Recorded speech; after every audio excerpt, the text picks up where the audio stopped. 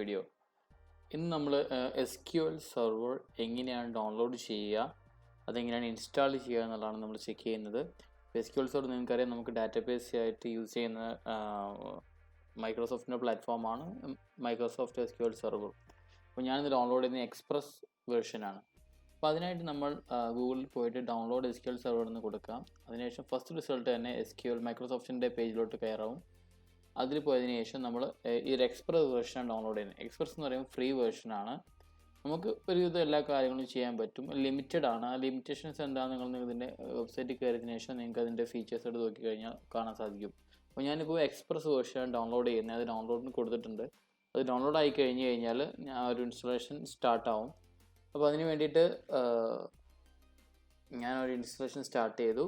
അത് ഞാൻ കസ്റ്റം എന്നുള്ളതാണ് ക്ലിക്ക് ചെയ്ത്. നമുക്ക് എന്തെങ്കിലും ഈ ഒരു ഫുള്ളായിട്ട് എല്ലാ ഫീച്ചേഴ്സ് നമുക്ക് വേണമെന്നില്ല. നമുക്ക് ജസ്റ്റ് നമുക്കൊരു SQL സെർവർ എക്സ്പ്രസ് എഡിഷൻ്റെ നമുക്ക് ജസ്റ്റ് ഡാറ്റാബേസ് മാത്രം കണക്ട് ചെയ്യാൻ വേണ്ടി യൂസ് ചെയ്താൽ മതി. ജസ്റ്റ് ഒരു ബാക്ക് എൻഡ് പോലെ യൂസ് ചെയ്യാൻ. അപ്പോൾ അതിനായിട്ട് ഞാൻ ഈ ഒരു SQL എക്സ്പ്രസിൻ്റെ ഇൻസ്റ്റലേഷൻ സ്റ്റാർട്ട് ചെയ്തു.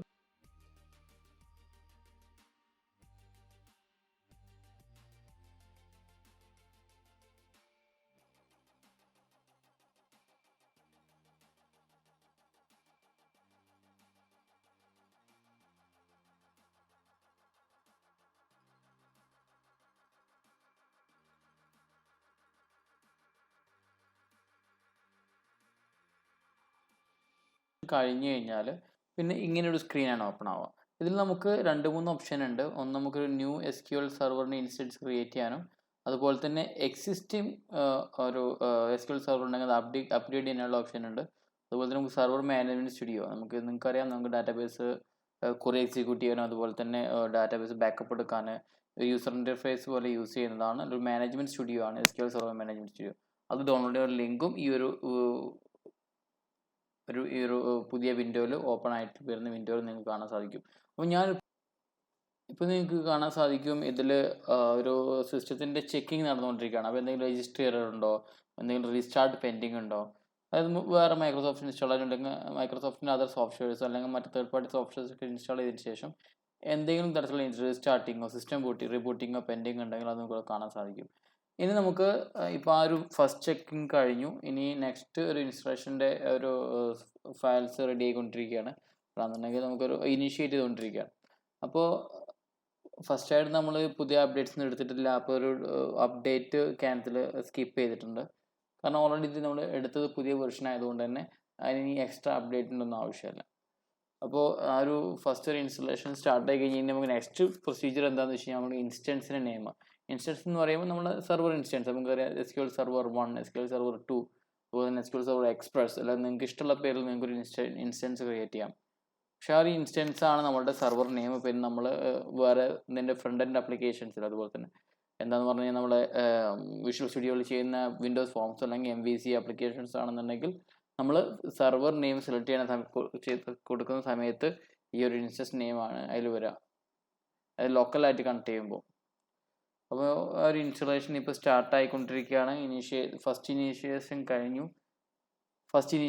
കഴിഞ്ഞു. ഇനി നമുക്ക് ഒരു സെക്കൻഡ് ഫേസിലേക്ക് കടക്കുകയാണ്. അപ്പോൾ അതിന് എന്തെങ്കിലും ഒരു സിസ്റ്റം എറേഴ്സോ അല്ലെങ്കിൽ എല്ലാം സിസ്റ്റം ഈ ഒരു പുതിയ SQL സെർവറിനെ അക്സെപ്റ്റ് ചെയ്യാനുള്ള എല്ലാ കാര്യങ്ങളും റെഡിയാണ്, അല്ലെങ്കിൽ വേറെ എറേഴ്സൊന്നും ഇല്ല എന്നുള്ളതാണ് ഇപ്പോൾ ചെക്ക് ചെയ്തുകൊണ്ടിരിക്കുന്നത്. അപ്പോൾ നിങ്ങൾക്ക് കാണാൻ സാധിക്കും ജസ്റ്റ് ഒരു ഫയർവാളിൻ്റെ ഒരു വാർണിംഗ് മാത്രം ഉണ്ടായിരുന്നു. നമുക്ക് എക്സ്ട്രാ റിമോട്ടിൽ നിന്ന് കണക്ട് ചെയ്യാനൊക്കെ വേണ്ടിയിട്ടാണ്. ഇനി നമുക്ക് ഇവിടെ ഒരു ചെക്ക് ബോക്സ് ഉണ്ട്. അപ്പോൾ ഇതിൽ ഒരു കുറച്ച് അഡീഷണൽ ആയിട്ടുള്ള SDKs കണക്ടിവിറ്റി എല്ലാം നിങ്ങൾക്ക് ഇവിടെ സെലക്ട് ചെയ്യാൻ പറ്റും. നിങ്ങൾക്ക് നിങ്ങളുടെ ലാംഗ്വേജിനനുസരിച്ചിട്ട്. നമ്മൾ കൂടുതലും ജസ്റ്റ് ഒരു കണക്ടിവിറ്റി SDK മാത്രമേ സെലക്ട് ചെയ്തിട്ടുള്ളൂ. അപ്പോൾ അത് നിങ്ങൾക്ക് ഫുള്ള് സെലക്ട് ചെയ്താലും കുഴപ്പമൊന്നുമില്ല. കുറച്ച് സ്പേസ് കൂടുതൽ പോകുന്നു മാത്രം ഇതെല്ലാം ഇൻസ്റ്റലേഷൻ നടക്കുന്നുണ്ട്. അപ്പോൾ എനിക്ക് വേണ്ടത് മാത്രം സെലക്ട് ചെയ്തിട്ടുള്ളൂ. ഞാൻ മെയിനായിട്ട് എടുത്തുള്ളത് ക്ലയൻറ്റ് SDK ആണ്. അതുപോലെ തന്നെ SQL ക്ലയൻറ്റ് കണക്ടിവിറ്റി SDK. നമുക്ക് ജസ്റ്റ് ഒരു ഫ്രണ്ട് എൻഡ് ആപ്ലിക്കേഷനുമായിട്ട് വിഷ്വൽ സ്റ്റുഡിയോ ആപ്ലിക്കേഷനായിട്ട് കണക്ട് ചെയ്യാനും മറ്റല്ലെങ്കിൽ അതർ ആപ്ലിക്കേഷനായിട്ട് കണക്ട് ചെയ്യാനൊക്കെ ഉള്ള ഒരു SDK ഞാനിത് സെലക്ട് ചെയ്തിട്ടുണ്ട്. അപ്പോൾ നമ്മൾ ഈ ഒരു ഇൻസ്റ്റലേഷൻ കഴിയുന്നതോടുകൂടി ഈ SDK അതുപോലെ തന്നെ ഒരു പുതിയ ഇൻസ്റ്റൻസും ഇതിൽ ക്രിയേറ്റ് ആവും. നമ്മൾ നെക്സ്റ്റ് സ്റ്റെപ്പിൽ നമ്മുടെ SQL സെർവറിൻ്റെ ഇൻസ്റ്റൻസ് ആണ് കൊടുക്കുന്നത്. അപ്പോൾ ഞാനിപ്പോൾ ഇത് SQL സെർവർ 2019 ആണ് ഡൗൺലോഡ് ചെയ്യുന്നത്. അപ്പോൾ അതുകൊണ്ട് തന്നെ ഞാൻ അതിൻ്റെ പേര് SQL 2019 എന്നാണ് കൊടുത്തിട്ടുള്ളത്.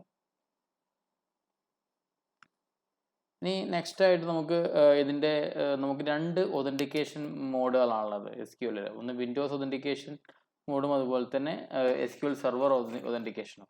ഞാൻ എപ്പോഴും എടുക്കാറ് മിക്സ്ഡ് മോഡാണ്. എന്താണെന്ന് വെച്ച് കഴിഞ്ഞാൽ എനിക്ക് പുറത്തുനിന്നുള്ള ആപ്ലിക്കേഷൻസിൻ്റെ ഒക്കെ കൂടുതലും അതേ സെർവറിൽ ഡാറ്റാബേസ് ഉണ്ടാവും. അപ്പോൾ മറ്റൊരു സെർവറിൽ നിന്നോ മറ്റൊരു ആപ്ലിക്കേഷനിൽ നിന്നോ കണക്ട് ചെയ്യുന്നുണ്ടെങ്കിൽ അത് SQL സെർവർ ഒതൻറ്റിക്കേഷനാണ് നമ്മൾ സെലക്ട് ചെയ്യണം. അപ്പോൾ അതിന് വേണ്ടിയിട്ട് ഞാനൊരു മിക്സ്ഡ് മോഡ് എന്നുള്ളതാണ് ഇനി സെലക്ട് ചെയ്യാൻ പോകുന്നത്. നിങ്ങളുടെ വിൻഡോസ് ഒതൻറ്റിക്കേഷൻ മോഡും കാണും, മിക്സ്ഡ് മോഡും കാണും. അപ്പോൾ മിക്സ്ഡ് മോഡാണ് ഞാനിപ്പോൾ എടുത്തിട്ടുള്ളത്. അപ്പോൾ നമുക്ക് SQL സെർവറിന് ഒരു പാസ്വേഡ് കൊടുക്കണം. അപ്പോൾ ഞാൻ ജസ്റ്റ് ഒരു പാസ്വേഡ് കൊടുത്തു. അതിനുശേഷം നെക്സ്റ്റ് കൊടുക്കുക. ഇത് നമ്മൾ ഇൻസ്റ്റാളേഷൻ നടന്നുകൊണ്ടിരിക്കുകയാണ്. ഈ ഒരു ഇൻസ്റ്റാളേഷൻ കഴിയുന്നതോടുകൂടി SQL സെർവർ നമ്മളുടെ കമ്പ്യൂട്ടറിനകത്തോ അല്ലെങ്കിൽ സെർവറിനകത്തോ ഇൻസ്റ്റാൾ ആവും.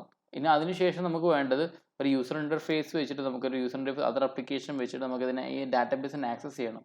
എന്താണെന്ന് വെച്ച് കഴിഞ്ഞാൽ നമുക്കിപ്പോൾ ജസ്റ്റ് ഒരു ഡാറ്റാബേസ് റീസ്റ്റോർ ചെയ്യാനോ ബാക്കപ്പ് ചെയ്യാനോ അല്ലാന്നുണ്ടെങ്കിൽ നമുക്ക് ഒരു അഡീഷണൽ ഡാറ്റാബേസ് ഡ്യൂപ്ലിക്കേഷൻ നടത്തിയിട്ട് ഒരു എക്സ്ട്രാ ഡാറ്റാബേസ് ക്രിയേറ്റ് ചെയ്യാനോ അല്ലെങ്കിൽ കുറച്ചും കൂടി ഈസി ആയിട്ട് നമുക്ക് ആ ഒരു ഡാറ്റാസ് മാനേജ് ചെയ്യാൻ, അതായത് ഡാറ്റാബേസിലുള്ള ടേബിൾസിൽ ഡാറ്റാസിനെ മോഡിഫൈ ചെയ്യാനൊക്കെ പറ്റുന്നൊരു ആപ്ലിക്കേഷൻ ഉണ്ട്, ഒരു സോഫ്റ്റ്വെയർ ഉണ്ട്, നമ്മുടെ SQL സെർവർ മാനേജ്മെൻറ്റ് സ്റ്റുഡിയോ എന്ന് പറയും.